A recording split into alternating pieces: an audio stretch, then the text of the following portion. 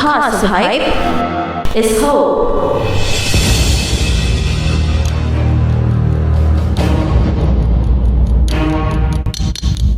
Isa na namang gwapo at gwapang araw sa inyong lahat.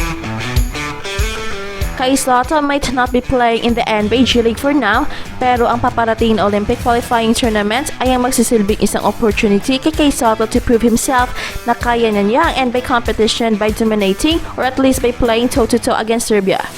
Pero ito hindi ganun kadali dahil ang Team Serbia ay isa na ngayon sa kinatatakutan na basketball team sa buong mundo with their amazing teamwork. They are a very cohesive unit, and what's made them even better is their sheer size and shooting. By the way, ang mananalo sa Olympic qualifying tournament ay makakalaro sa Tokyo Olympics. And knowing na maglalaro si Kai Sotto sa Olympic qualifying tournament this June, ay tsak tinututukan na ngayon ng Serbia ang development ni Kai Sotto. Pero kakayanin kaya ni Kai Sotto ang mga malalaki ng Serbia? But before that, ay meron na namang tayong bagong pag-giveaway mga gwapo at gwapa naming subscribers as a way of giving back sa inyong overwhelming na support sa Express Info. At dahil road to 100k subscribers na tayo, ay meron na namang tayong 100k subs giveaway kung saan mamibigay tayo ng isang Apple iPad 8th generation pag-aabot na tayo ng 100,000 subscribers. So, sa mga hindi pa nakasubscribe dyan, ay please subscribe na para mapadali ang pagbibigay natin na giveaway. At meron pang kasama ang mga consolation prizes. So, sa mga gustong sumali sa ating pag-giveaway ay napakasimple lang. Una, ay dapat nakasubscribe kayo sa ating YouTube channel na Express Info. Pangalawa, ay dapat rin nakasubscribe sa ating bagong sports channel na My Sports Balita. Number 3, huwag kalimutang i-click ang notification bell sa dalawang channels upang updated kayo sa ating mga bagong videos. And last but not the least, ay huwag kalimutang mag-comment na kahit ano positibo about sa ating mga topics. So, ano pa ang hinihintay nyo? Subscribe na and click the notification bell agad-agad. Well, speaking of Serbia, si Nikola Jokic lang naman ang makakatapat ni Kai Sotto at si Boban Marjanovic na isang higante at mamaw pa sa playing court. And that will surely make Kai Sotto's job even harder. That is why kapag ma-dominate ni Kai Sotto ang Serbia, ay siguradong tataas ang kanyang draft stock at mag-aagawan siya ng mga NBA teams. And it's maybe a very big help for him sa kanyang NBA dream na ngayon ay maraming uncertainties pagkatapos niyang lisanin ang NBA G League Team Ignite. But it is easier said than done. Alam naman nating lahat na napakaganda ng nilalaro ngayon ni Nikola Jokic sa NBA and he is playing an MVP level. He is breaking records after records and recently he joined the world champion lane as the only player to record 50 triple-doubles sa NBA. So looking at the way Nikola Jokic dominated the NBA lately, ay napakalaking challenge ito kay Kai Sotto how to stop the rampaging big man from Serbia. And together with Boban Marjanovic, they will form a very deadly combination for Serbia, not to mention will form a very tall front line. And it remains to be seen how Kai Sotto and company will beat the Serbian squad composed of top-notch NBA players. Pero kung meron mang Twin Tower ang Serbia, ay siguro hindi naman tayo dehado ngayon in terms of height dahil makakasabay na tayo dyan with Kai Sotto, standing at 7'3", ay for sure mahihirapan rin ang mga big man ng Serbia sa atin dahil meron nang makakatulong ni Junmar Fajardo and Japeth Aguilar manning the paint. Ilagay pa si Angie Kouame na expected to play dahil minamadali na ngayon ang kanyang naturalization process. So siguro ay magandang bakbakan ito sa loob ng shaded lane. So dahil makakasabay na tayo in terms of height, ay napaka-interesting talaga ang tapatan ng Gilas Pilipinas and Serbia ngayong June sa Olympic qualifying tournament. And what makes it more special ay ang paglalaro ni Kai Sotto against Nikola Jokic. Ano kaya ang mangyayari?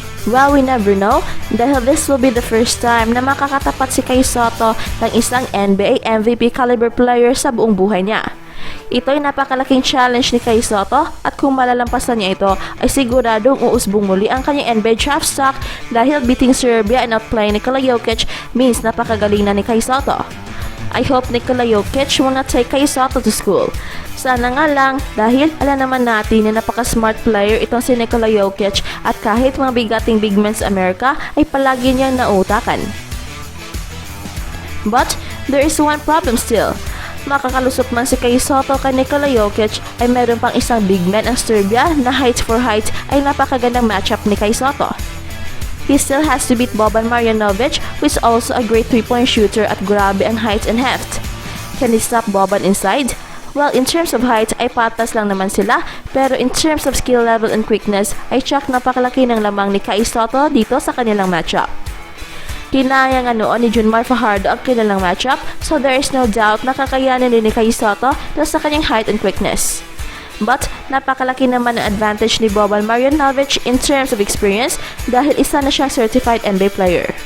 Pero kahit gaano pa kahirap ang tatahaking daan ni Kai Sotto playing against Serbia, alam natin na Kai Sotto will not back down to any challenges. Win or lose ay sigurado tayong he will make us proud dahil yan ang kanyang palaging sinasabi. He will not let anyone down.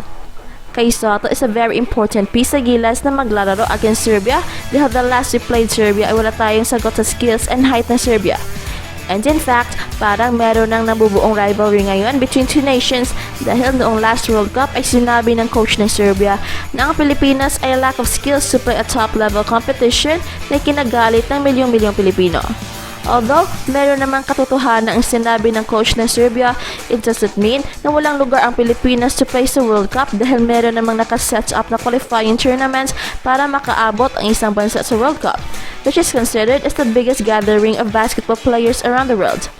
Pero tila bumagsak at bumalik ang mga sinabi ng Serbia sa kanila dahil like the Philippines ay hindi sila nakapasok sa next round and they failed to get a ticket for the Tokyo Olympics. And it seems na tadhana talaga na maglalaro tayo muli for the right to play sa Tokyo Olympics, and this time, sana madadala na natin ang best team natin with Kai Sotto at the helm. Gilas should bring not just our Team A, but our dream team that is composed of the best from the PBA, Jordan Clarkson, Remy Martin, Kai Sotto, with a naturalized player na pwede makabantay sa mga malalaki na Serbia. Imagine a first five composed of Kai Sotto, Junmar Fajardo, Jordan Clarkson, Remy Martin, and CJ Perez. Siguradong meron na tayong enough skills to compete against Serbia dahil with this lineup ay meron na tayong malalaki sa ilalim, merong shooters, slashers, at merong superior scorers. Then, isama pa sina AJ Edu, Japeth Aguilar, Matthew Wright, Paulie, Terrence Romeo, Ray Parks, and Calvin Abueva. And we are not ever talking here about Angie Kouame. Enough of Troy Rosario and RR Pugoy dahil the last time they played against Serbia ay tigda 2 puntos lang silang dalawa. I'd rather have Calvin over Pugoy and AJ Edu over Rosario if hindi injured si Edu. And siguro Ray Parks is a good replacement also kay Ravenna. And siguro naman, it's time na to bring back Terrence Romeo dahil let's face it, every time naglalaro si Terrence sa mga international competitions ay palagi niyang dinadala ang Pilipinas sa kanyang one-on-one plays when everything is not clicking.